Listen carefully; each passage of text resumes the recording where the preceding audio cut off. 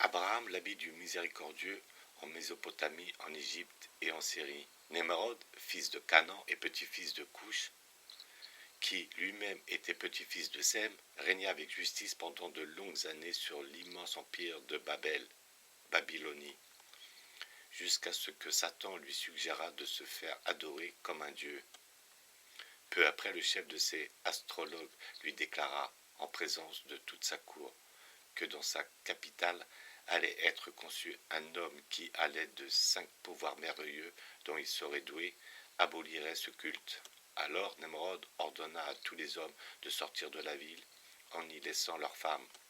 Lui-même campa dehors avec toute sa cour. Quelques jours après, pour un motif particulier, il envoya en ville son confident le plus sûr, Hazar, en lui faisant jurer de n'avoir aucun rapport avec sa femme. Hazar ne resta auprès d'elle que peu d'instants, mais ne put résister à sa passion. Le lendemain matin, avisé par ses devins de la conception de l'enfant redouté, Nemrod ordonna de mettre à mort tous les enfants qui naîtraient dans l'année. Mais la femme d'Hazar cacha dans une grotte à proximité son enfant, merveille de beauté, qui n'était autre qu'Abraham. Quand elle ne pouvait venir l'allaiter, il suçait du miel d'un de ses doigts et du lait d'un autre. Sevré à l'âge de 10 ans, il sortit de la grotte en absence et malgré la recommandation de sa mère qui l'avait avisé du danger suspendu sur lui. Il admira successivement la planète Vénus, la Lune et le Soleil, mais voyant que tous ces astres disparaissaient sous l'horizon, chacun à son tour, il reconnut chacun d'eux n'était le Père Tout-Puissant et s'écria, ouvrez les guillemets, je tourne ma face vers celui qui a créé le ciel et la terre. Je suis orthodoxe et je n'adore point les idoles. Coran, chapitre 6, verset 79. Informé qu'Abraham prêchait l'orthodoxie, Nemrod le manda à son palais et se présenta au roi sans l'adorer, déclarant qu'il n'adorait que le Père Tout-Puissant. Quel était-il interrogea Nemrod. Celui qui donne la vie et la mort, répondit le jeune homme. Nemrod se fit amener 2 prisonniers, commanda de tuer l'un et de libérer l'autre. Puis il dit à Abraham, ouvrez les guillemets, je viens de dispenser de la vie et de la mort. Abraham repartit, ouvrez les guillemets, mon maître tout-puissant fait lever le soleil à l'est, toi fais-le lever à l'ouest. Abraham continua à prêcher et convertit une foule de personnes. Le jour d'une grande fête des idoles, après la fin des cérémonies, il entra dans le temple vide, Coran, chapitre 21, verset 58, et brisa avec une hache tous les idoles, excepté la plus grande, au cou de laquelle il laissa la hache suspendue. Devant Nemrod, Abraham nia son action et accusa la grande idole. Ouvrez les guillemets. Qu'elle se justifie, dit-il, et démontrait ainsi que les idoles étaient impuissantes pour le bien comme pour le mal. On le remit en liberté et il continua à prêcher contre le culte d'idolâtrie. Inquiet de ses succès, Nemrod le fit mettre en prison et les condamna à être brûlés vifs au pied de la montagne qui domine la ville. Nemrod fit exécuter une enceinte de coudées de longueur de 60, 40 de largeur et 60 de hauteur, et ordonna que, à titre d'offrande aux idoles, chaque habitant apporterait dans l'enceinte la charge de bois d'un âne. De cette manière, l'enceinte fut remplie et on jeta sur le bois de la naphte et du soufre. Puis on mit le feu, et la flamme s'éleva jusqu'au ciel, au point que les oiseaux ne pouvaient plus passer au-dessus du bûcher et que personne n'osait s'en approcher. Dans l'embarras où l'on se trouvait pour y jeter Abraham, on construisit à la suggestion et sur l'indication d'Iblis une catapulte pour lancer le prisonnier dans la braise et on le plaça tout enchaîné sur cet engin. À cette vue, les esprits des mondes supérieurs et inférieurs poussèrent des cris d'effroi. Les anges demandèrent à Dieu l'autorisation de sauver Abraham, dont la mort causerait la ruine de la foi monothéiste. Dieu leur permit d'aller à son secours, mais leur fit observer qu'ils seraient déplacés, qu'Abraham les appela et sembla avoir besoin d'eux. Alors les deux anges de la pluie et du vent vinrent offrir à Abraham d'éteindre ou de disperser le brasier. Abraham refusa et fut lancé par la catapulte. Au moment où il allait tomber dans le feu, Gabriel vint lui demander s'il désirait quelque chose. Abraham lui répondit, ouvrez les guillemets, rien de toi. Alors Gabriel lui proposa d'être son intermédiaire pour obtenir l'assistance du Très-Haut. Abraham dit, ouvrez les guillemets, informe-le de ma situation, de sorte que ma délivrance soit accordée à ma demande. Alors le Tout-Puissant commanda, au feu devint froid, et soit le salut d'Abraham. Coran, chapitre 21, verset 69. Les anges prirent Abraham par les bras et les déposèrent doucement sur le sol. Gabriel le revêtit d'une robe brillante du paradis, et par l'ordre du Seigneur, un carré de 20 coudées de côté, rempli de plantes aromatiques et de fleurs éclatantes, entoura l'ami de Dieu. Il était arrosé par une fontaine délicieuse. En outre, le Créateur envoya pour tenir compagnie à Abraham un ange qui lui ressemblait et ordonna à Israël d'apporter du paradis un tapis de fleurs et de l'étendre sous les pieds de l'ami de Dieu, qui ainsi foula par avance le sol du paradis. Israël fut aussi chargé d'apporter matin et soir à Abraham les mets savoureux du paradis. Après une huitaine de jours, le brasier s'éteignit et Nemrod, placé dans une position dominante, aperçut Abraham et son compagnon assis au milieu des roses près d'une pure fontaine. L'aspect de ce lieu, plus beau qu'un jardin du paradis, lui inspira le désir de monter au ciel pour que le Très-Haut lui donnât aussi des témoignages de ce pouvoir qui venait de faire éclater en faveur de son ami. Il consulta à cet égard ses docteurs et lui assurèrent qu'on ne pouvait monter aux régions célestes qu'à l'aide de Borak. Nemrod, cependant, s'obstina et, pour exécuter son projet, fit construire la tour de Babel. Lorsqu'elle atteignit les nues, il y monta et reconnut que l'aspect du ciel au-dessus était toujours le même. Le lendemain, la tour s'écroula avec un tel fracas que les habitants de Babel s'évanouirent d'épouvante. Lorsqu'ils revinrent à eux, ils avaient oublié leur langue commune et ils se mirent à parler 62 langues différentes. La ville fut nommée Babel à cause de cette confusion des langues. Malgré cet échec, Nemrod jura qu'il irait voir le roi du ciel. Dans ce but, il éleva 4 aiglons et les nourrissant de viande et leur faisant boire du vin. Quand par ce régime, ils eurent atteint une taille et une force qui ne pouvaient être dépassées, il fut exécuté une cage pouvant recevoir 2 personnes et pourvue de 2 portes, l'une s'ouvrant dans le haut et l'autre dans le bas. Aux 4 coins supérieurs de la cage, on fixa 4 crochets, à chacun desquels on suspendit par une corde un morceau de viande. On fit jeûner les aigles jusqu'à ce qu'ils fussent affamés, et alors le roi s'assit dans la cage avec un ami. Lorsque les aigles aperçurent les morceaux de viande au-dessus de leur tête, et s'élancèrent pour les saisir et ainsi enlevèrent la cage et s'envolant vers les régions supérieures. Quand il se fut élevé ainsi un jour et une nuit, Nemrod ouvrit la porte supérieure et regarda. Le ciel lui présenta le même aspect que vu d'en bas. Puis il ouvrit la porte inférieure et vit que toute la terre paraissait une mer sur laquelle surnageaient des fourmis à la place des montagnes. Ils poursuivirent leur ascension encore un jour et une nuit, et ils ouvrirent de nouveau les portes. Le ciel présentait toujours le même aspect. Mais au-dessous d'eux, il n'y avait que des ténèbres. Nemrod, effrayé, ordonna à son compagnon de placer les morceaux de chair dans une direction inverse, c'est-à-dire de haut en bas. Alors les aigles descendirent vers la terre. Mais leur vol fut accompagné d'un bruit si terrible que les 2 aéronautes crurent que le ciel s'effondrait sur eux. La terre elle-même en fut ébranlée et les montagnes faillirent s'écrouler. Quand Nemrod mit pied à terre, il était honteux et confus. Un ange envoyé par Dieu lui dit, ouvrez les guillemets, renonce, esclave impuissant, renonce à tes tentatives criminelles et repens-toi de tes mauvaises actions, car tu as jeté au feu Abraham et tu l'as exilé de son pays natal. Puis tu as voulu monter au ciel et tu aurais réussi si tu n'avais pas péché sur la terre. Malgré cela, le Tout-Puissant t'a accordé 400 ans de règne. Crains donc le Seigneur qui a un pouvoir et une armée immense, tandis que ceux que tu possèdes proviennent de lui.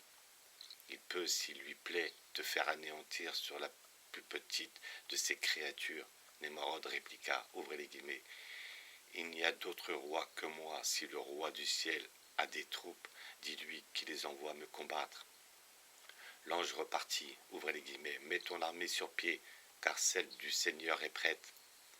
En quelques jours, Némorod réunit une puissante armée et la rangea en bataille. Abraham se présenta seul devant elle. Ouvrez les guillemets, où est ton armée lui demanda Némorod. Abraham répondit, ouvrez les guillemets, voici que le Dieu de l'univers l'envoie contre toi. Au même moment, des nuées de cousins qui voilaient le ciel s'abattirent sur l'armée de Némorod et mordirent ses soldats si cruellement qu'ils prirent la fuite. Le même ange dit alors à Némorod abattu par cette défaite, ouvrez les guillemets, esclave impuissant, les plus chétives créatures de Dieu ont mis en fuite ton armée. Crains-le enfin et crois, autrement tu vas périr. Némorod méprisa ce dernier avertissement. Alors une mouche venimeuse le mordit à la lèvre inférieure, et il en vint une pustule très douloureuse. Puis le même insecte le mordit à la lèvre supérieure, et il s'en produisit une autre pustule. Enfin l'insecte pénétra jusqu'à son cerveau et se mit à le dévorer. De là un terrible mal de tête qui se diminuait que lorsque qu'on frappait sur le crâne. Peu à peu la douleur s'étendit au point qu'il fallut tenir près du roi un certain nombre de marteaux de fer. Chaque personne qui venait à la cour devait, avant de baiser la terre pour saluer le roi, prendre un de ces marteaux et en frapper le crâne du roi aussi, longtemps qu'ils pouvaient le supporter. Ceux qui s'acquittèrent de cette tâche à sa plus grande satisfaction en étaient récompensés par des honneurs et des faveurs. Après 40 ans de souffrance, Némorod sortit enfin de cette vie de passage pour entrer dans celle du châtiment. Après avoir opéré de nombreuses conversions à la fois monothéisme, Abraham quitta les États de Némorod, la Mésopotamie, selon les uns pendant son règne et par son ordre selon les autres après sa mort, accompagné de son cousin Lot, fils de Aram, et de sa cousine Sarah, fille du même, une des femmes les plus intelligentes de l'époque. Il se rendit au district de Aram. Il resta quelques jours et épousa Sarah. Il partit ensuite pour l'Égypte, laissant le prophète Lot se diriger sur la Muntafaka. Abraham était à peine arrivé à l'Égypte que Avan, fils de gouverneur, apprit par le bruit public qu'il avait amené avec lui une épouse d'une beauté sans égale. Il fit venir Abraham et lui demanda quelle sorte de lien l'unissait à Sarah. Abraham, craignant que s'il la reconnaissait pour sa femme, Avan ne le fit périr ou divorcer, répondit, ouvrez les guillemets, c'est ma sœur, ajoutant mentalement, dans la foi, Sarah avisée déclara de son côté qu'Abraham était son frère. Alors Avan voulut porter les mains sur elle, mais par un miracle qu'opéra la prière de Sarah, les deux mains se desséchèrent. Elles revinrent à leur état naturel par l'effet de la prière de Sarah. 2 fois encore, il renouvela sa tentative, et avec le même résultat. Enfin, à titre de réparation de son offense, il fit présenter à Sarah d'une esclave nommée Hajar et ordonna à Abraham de quitter l'Égypte. Celui-ci vint au pays des Philistins, province de Damas, dans un lieu sans eau ni culture. Il creusa un puits d'où l'eau s'élança jusqu'à la surface du sol. Ensuite, il s'en alla à la recherche de quelques blés. Il ne trouva rien et, pour ne pas laisser voir qu'il revenait sans provision, il remplit son sac de sable et de gravier et, arrivé dans sa tente, se mit à dormir. Quand Sarah ouvrit le sac, elle le trouva plein de blé. Des Arabes vinrent s'établir autour du puits miraculeux et y fondèrent la ville d'Abra-Amabad, qui obéit d'abord à Abraham, puis se révolta contre lui. Alors il se rendit à Gassat et s'y établit. Le puits miraculeux se déchécha et les habitants d'Abrahamabad, repentant, accoururent au prophète qui les invita à placer cette flèche sur le puits. L'eau remonta ainsi. Abraham passa le reste de ses jours à Gassat. Des écrivains apportent qu'il régna sur une partie de la Syrie et qu'il possédait d'immenses richesses de toute nature. Lot, en se séparant d'Abraham, Lot, par ordre de Dieu, se rendit en Syrie, à proximité de Ardan, le Jourdain, au pays de Mutafaka, plaine qui contenait les 5 villes de Sodome, Adom, Assoaïm, Adona et Zar, comptant chacune plus de 100 000 guerriers et dont les habitants étaient adonnés à l'idolâtrie, au brigandage et à la sodomie. Ce furent eux, dit-on, qui connurent les premières vices. Voici comment Iblis s'introduisit parmi eux. Il prit une forme humaine, pénétra dans un jardin et le dévasta. Quand le propriétaire voulut le saisir, il s'enfuit, puis il revint quand celui-ci se fut éloigné. Il continua ce manège malgré tous les efforts faits pour l'en empêcher. Un jour, il dit à l'homme, ouvrez les guillemets, veux-tu que je m'abandonne ton jardin? Celui-ci répondit, à quoi bon me le demander? Je voudrais que tu n'y fasses jamais venu. Iblis reprit, tu n'obtiendras ce que tu désires qu'en prenant pleine possession de mon âme que je te livrerai. C'est ainsi que la propriétaire accepta l'offre de sa personne et commit l'acte obscène. Iblis opéra de la même manière successivement dans tous les jardins et parvint ainsi à rendre l'abomination commune parmi les habitants. Quelque temps après, la famine désola plusieurs parties de la Syrie et comme le pays de Mutafaka était dans l'abondance, beaucoup d'étrangers vinrent y chercher leur subsistance. Les gens du pays tinrent conseil pour se débarrasser d'eux. Iblis apparut soudain dans leur réunion et leur suggéra de commettre sur les étrangers l'acte coupable qu'ils avaient enseigné aux propriétaires des jardins. On suivit son conseil et les étrangers s'éloignèrent. Mais la coutume resta dans cette ville de traiter ainsi tous les étrangers qui y venaient. Avec le temps, l'impiété et le vice. Ils firent de tels progrès que Lot fut envoyé par le Seigneur pour remettre les habitants dans la bonne voie. Il prit pour épouse une femme de la ville et fit tous les efforts inimaginables par prière, menaces et exhortations pour réformer les mœurs et convertir les infidèles au monothéisme. Il ne réussit qu'à exciter leur haine.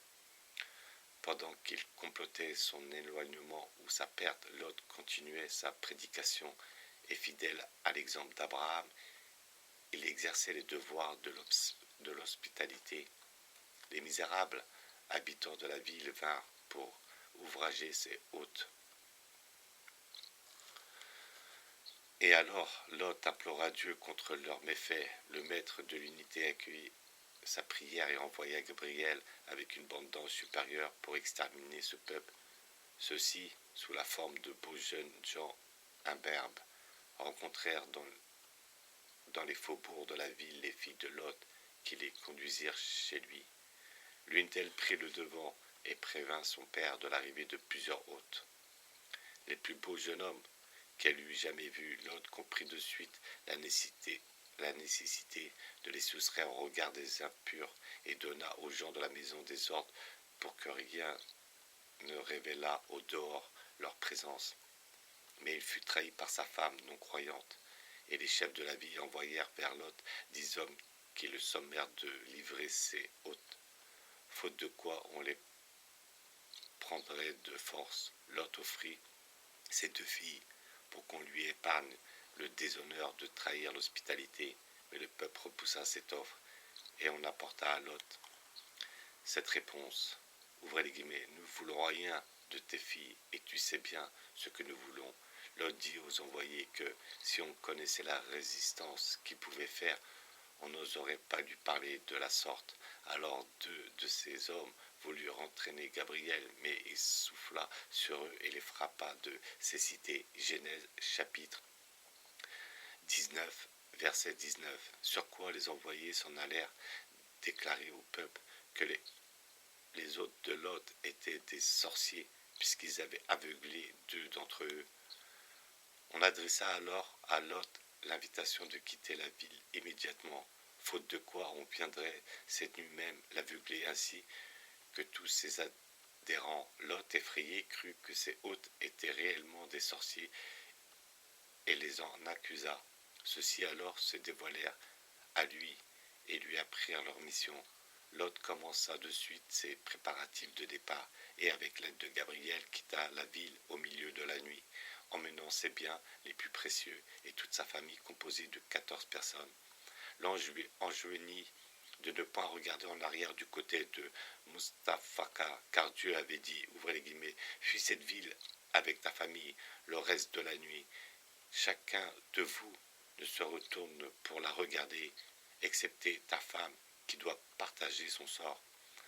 À l'aube, Lot était sorti du pays de Mustafaka et se dirigeait vers la demeure d'Abraham, tandis ainsi nommé parce que ses habitants, la tribu de Satira, n'avaient point participé aux abominations des infidèles.